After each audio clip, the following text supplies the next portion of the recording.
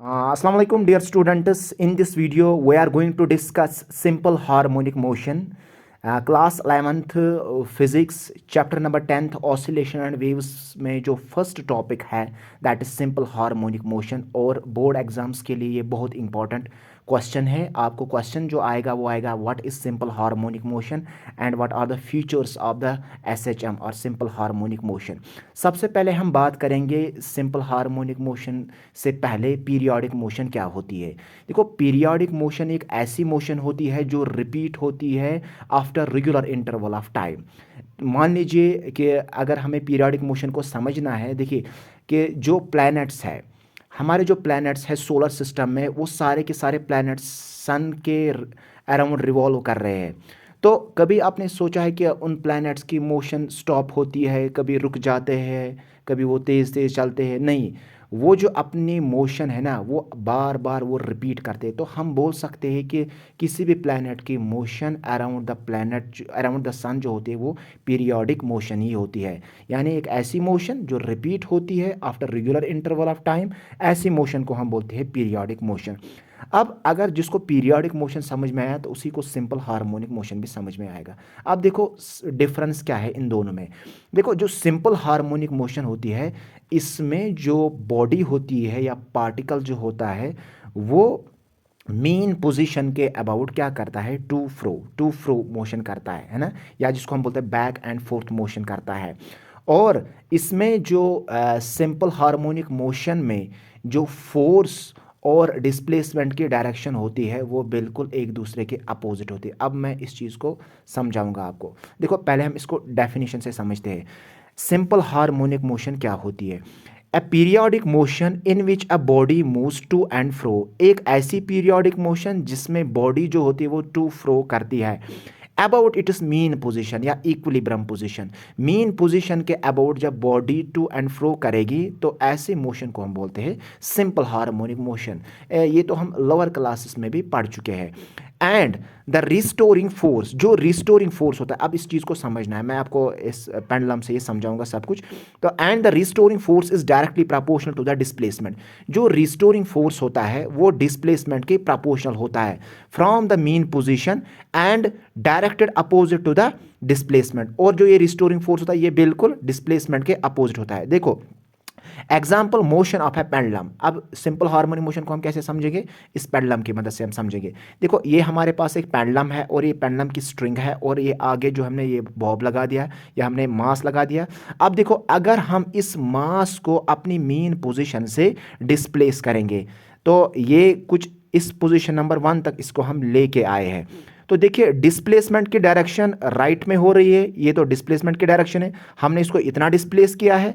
लेकिन जब हम इसको यहाँ से रिलीज़ करेंगे, रिलीज़ करने के बाद ये जो बॉडी है या जो ये मास है ये बिल्कुल अपने मीन पोजीशन पर वापस आएगा या मीन पोजीशन के अबाउट ये ऑसिलेट करेगा।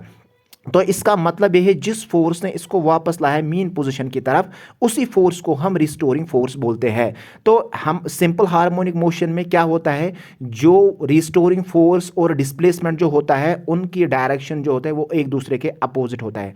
तो अगर मैं देखो, ये तो पोजीशन नंबर 1 तक, अगर मैं यहाँ तक इसको लेके आऊँगा तो रिस्टोरिंग फोर्स थोड़ा कम ही आएगा। लेकिन अगर मैं इसको यहाँ पर पोजीशन नंबर 2 तक लेके आऊँगा तो रिस्टोरिंग फोर्स थोड़ा ज़्यादा ही आएगा। क्योंकि यहाँ से हमें एक चीज़ ये भी समझ में आता है कि सिंपल हार्मोनिक मोशन के केस में जो रिस्टोरिंग फोर्स होता है वो डिस्प्लेसमेंट के डायरेक्टली प्रोपोर्शनल होता है। अब हम समझते हैं कि examples of the simple harmonic motion. पहले तो आपको समझ में आ गया होगा कि जो मोशन ऑफ ए पेंडुलम होता है वो भी होता है सिंपल हार्मोनिक मोशन। और जो दूसरा है that is vibration of string of guitar. जो गिटार होती है, जो उसमें स्ट्रिंग लगी होती है, उसकी जो वाइब्रेशन होती है वो भी क्या होती है, सिंपल हार्मोनिक मोशन। लेकिन कंडीशन ये है कि वहाँ पर रेजिस्टेंस नहीं होनी चाहिए। ऑसिलेशन ऑफ ए स्प्रिंग, जो इलास्टिक स्प्रिंग होती है, ये तो आपने पढ़ा भी होगा वर्क एनर्जी पावर में, जब वो स्प्रिंग्स का केस आपने पढ़ा होगा कि जब आप किसी स्प्रिंग को स्ट्रेच करते हुए कंप्रेस करते हो तो वो जो स्प्रिंग होती है वो अपनी मीन पोजीशन की तरफ वापस आती है क्योंकि वहाँ पर रिस्टोरिंग फोर्स डेवलप होता है। अब हम डिस्कस करने जा रहे हैं important features of SHM, simple harmonic motion के क्या क्या इंपॉर्टेंट फीचर्स है। देखो पहला जो फीचर है सिंपल हार्मोनिक मोशन में वो है the motion of an object is to and fro about the mean position. ये तो आपको पता है कि सिंपल हार्मोनिक मोशन के केस में ये तो एक ऐसी मोशन होती है जिसमें जो बॉडी होती है या पार्टिकल जो होता है वो अपनी मीन पोजीशन के अबाउट क्या करता है, टू फ्रो मोशन करता है। दूसरा जो इसमें फ्यूचर है वो है force is directly proportional to the displacement. जो सिंपल हार्मोनिक मोशन होता है उसमें जो फोर्स होता है वो डिस्प्लेसमेंट के प्रपोर्शनल होता है। इस चीज़ को हम आगे भी समझेंगे। फिलहाल हम जाते हैं पॉइंट नंबर थर्ड पर। जो पॉइंट नंबर थर्ड है वो है restoring force and displacement are in opposite direction.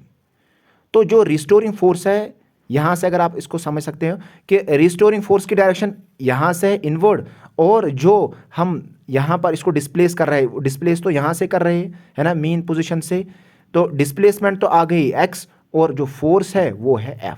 ये एक दूसरे के क्या हो गए, अपोजिट। तो अकॉर्डिंग टू डेफिनेशन की मदद से हम क्या समझ सकते हैं कि जो फोर्स होगा it is directly proportional to the displacement, है ना। जितना डिस्प्लेसमेंट होगा उतना रिस्टोरिंग फोर्स भी आएगा। जब प्रोपोर्शनलिटी यहाँ पर हम हटाएंगे तो F will be equal to -kx।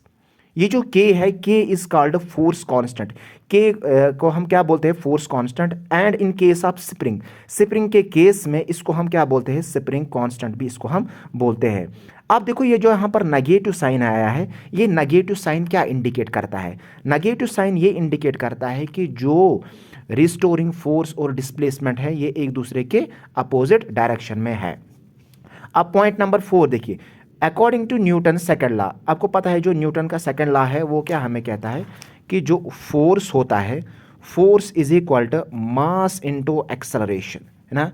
इसको मैं मानूंगा इक्वेशन नंबर फर्स्ट। और जो फोर्स होता है कहाँ पर, SHM के केस में, इन case of SHM in simple harmonic motion में फोर्स जो होता है वो होता है -kx। अगर हम इन दोनों इक्वेशंस को इक्वेट करेंगे तो मास इनटू एक्सेलरेशन किसके बराबर आएगा, -kx के बराबर। जो एक्सेलरेशन होगा वो होगा बराबर -k/m इंटू एक्स। ये जो बेटा k/m है ये किसके बराबर होता है, ओमेगा स्क्वायर के बराबर। ये क्यों होता है ये आपको आगे पढ़ना है। तो जो ओमेगा स्क्वायर है दैट इज k/m, जो ओमेगा के डायमेंशंस होते हैं वो भी वही k/m के डायमेंशंस भी होते हैं। तो जो एक्सेलरेशन आएगा हमारे पास सिंपल हार्मोनिक मोशन में किसी भी पार्टिकल का वो क्या होगा, -ω²x। बहुत ही इंपॉर्टेंट है बेटा कि जो एक्सेलरेशन होता है उसका फॉर्मूला होता है सिंपल हार्मोनिक मोशन में -ω²x। अब देखिए जो ओमेगा होगा तो ओमेगा का फॉर्मूला आपको पता होना चाहिए। जो ओमेगा होता है ये होता है θ/t, जिसको हम बोलते हैं एंगुलर वेलोसिटी भी, और यहाँ पर हम इसको दूसरा नाम बोलते हैं एंगुलर फ्रीक्वेंसी भी। ओमेगा होता है बराबर 2π/t भी, और इसको हम ऐसे लिख सकते हैं omega is equal to 2π reciprocal of time period is frequency that is nu. एक और फॉर्मूला आ गया हमारे पास जो ओमेगा स्क्वायर है दैट इज k/m। जो ओमेगा होगा which is equal to √of k/m। बेटा ये इंपॉर्टेंट फार्मूलाज है ओमेगा के, ये आपको याद रखने हैं। चलते हम अपने टॉपिक पर। इसके साथ साथ जो सिंपल हार्मोनिक मोशन होता है इसमें और फ्यूचर क्या होता है, देखिए in simple harmonic motion acceleration is directly proportional to displacement. जो एक्सेलरेशन होता है वो डिस्प्लेसमेंट के प्रोपोर्शनल होता है ना, कि जितना ज़्यादा डिस्प्लेसमेंट होगा उतना ज़्यादा एक्सेलरेशन भी आएगा। लेकिन कंडीशन ये है कि जो एक्सेलरेशन और डिस्प्लेसमेंट है ये एक दूसरे के अपोजिट में होगा।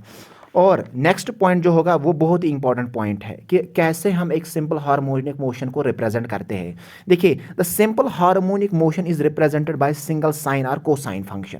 जो भी साइन फंक्शन होता है या कोसाइन फंक्शन होता है, सिंपल हार्मोनिक मोशन हम साइन और कॉस के टर्म्स में रिप्रेजेंट करते हैं। देखिए x जो होता है वो होता है बराबर a sin ωt, ये होता है equation of simple harmonic motion. x is equal to a cos ωt।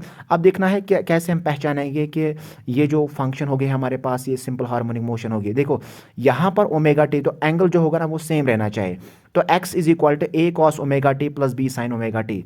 ये जो फंक्शंस है ये पीरियोडिक फंक्शंस भी है, और इसके साथ साथ जो यहाँ पर एंगल है ये है ओमेगा टी, और यहाँ पर जो एंगल है वो भी ओमेगा टी है। तो हम कह सकते हैं इन दोनों फंक्शंस का जो एंगल है वो तो सेम है, तो ये क्या होगा, ये होगा equation of simple harmonic motion. इसी तरीके से यहाँ पर हम और एक इक्वेशन लिख सकते हैं सिंपल हार्मोनिक मोशन की, x is equal to a sin omega t plus b cos omega T.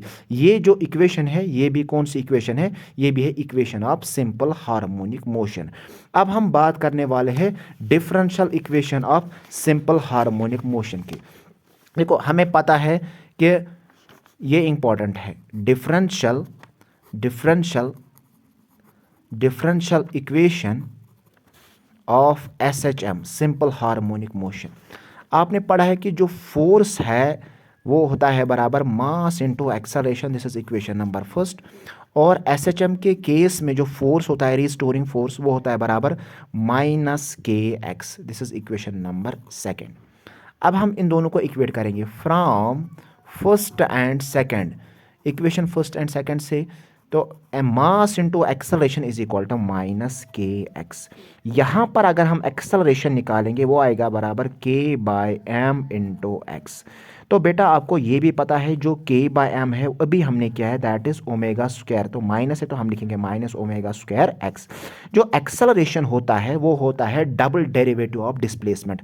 इसको आप पहले ऐसे लिख सकते हो, acceleration is equal to rate of change of velocity d by d t is equal to minus omega square x. तो d by d t जो velocity होती है वो होता है बराबर d x by d t which is equal to minus omega square x. अब multiple दीजिए d into d that is d square x divided by d t square is equal to minus omega square x.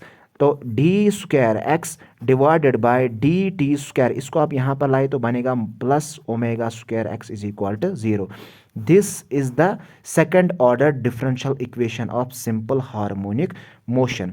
अगर आपको ये video पसंद आया होगा तो इस चैनल को ज़्यादा से ज़्यादा सब्सक्राइब कीजिए और इस वीडियो को ज़्यादा से ज़्यादा शेयर कीजिए।